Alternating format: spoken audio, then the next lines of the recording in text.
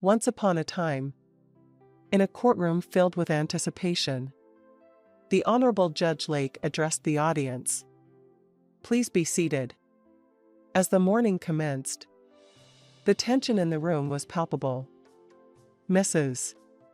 McDaniel, with a mix of hope and despair, opened her case in a desperate attempt to salvage her crumbling marriage with the defendant, Mr. Wells. She tearfully expressed that they had suffered a tremendous loss, needing each other's support to grieve. But instead, due to malicious rumors, her husband denied their 2-year-old daughter, Ava Wells, and 18-month-old son, Daryl Wells. The judge confirmed this with Mrs. McDaniel, who nodded in agreement. Judge Lake then turned to Mr. Wells, who asserted that he had substantial evidence to prove that he was not the father of Mrs. Wells' children and that he couldn't fully commit to the family until he had the necessary proof. The judge acknowledged his claim, and the courtroom held its breath. Curiosity piqued, Judge Lake delved deeper, inquiring about the devastating effects of Mr. Wells' denial on their family. Tearfully, Mrs. McDaniel shared how their relationship was being destroyed, as they were unable to properly grieve together after the loss of their son 6 months prior. The denial of their children added further anguish, leading to distant silence, separate rooms, and a fractured marital bond. As the judge sought to understand the couple's background, Mrs.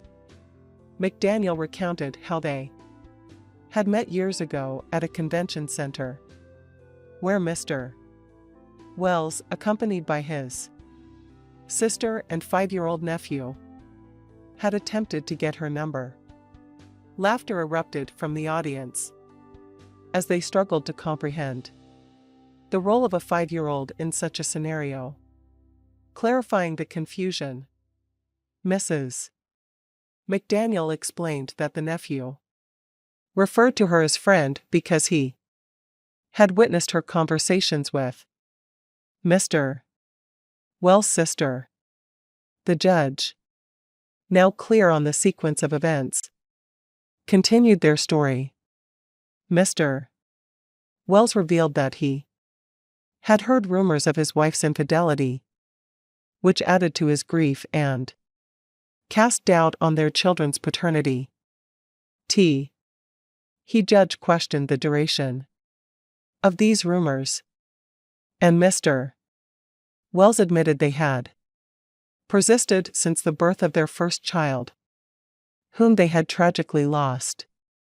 Astonished, the judge acknowledged that their entire relationship had been marred by rumors of Mrs. McDaniel's alleged infidelity. Mr. Wells divulged that his ex-partner had approached him with claims about Mrs. McDaniel's unfaithfulness, stating that she was known as a THOT, an offensive term. His ex had warned him that their child might not be his. This revelation had initially caught Mr. Wells off guard, since he believed Mrs. McDaniel was a good woman who only went to work and came back home. However, his doubts had escalated when he noticed her secretive behavior, such as deleting text messages regularly. The judge, concerned about the deleted text messages, questioned Mrs. McDaniel about her actions. She explained that deleting messages had been a habit since childhood, and admitted to doing so every night at midnight.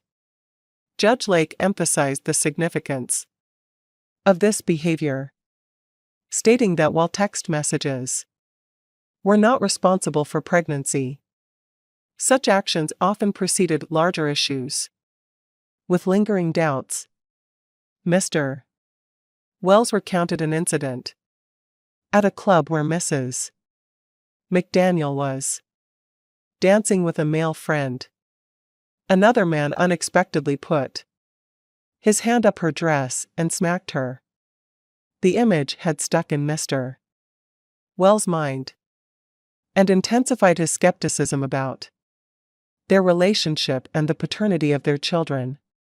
Continuing his doubts, Mr. Wells raised concerns about Ava's appearance, stating that she did not resemble him or his family. Furthermore, he claimed that Mrs. McDaniel had told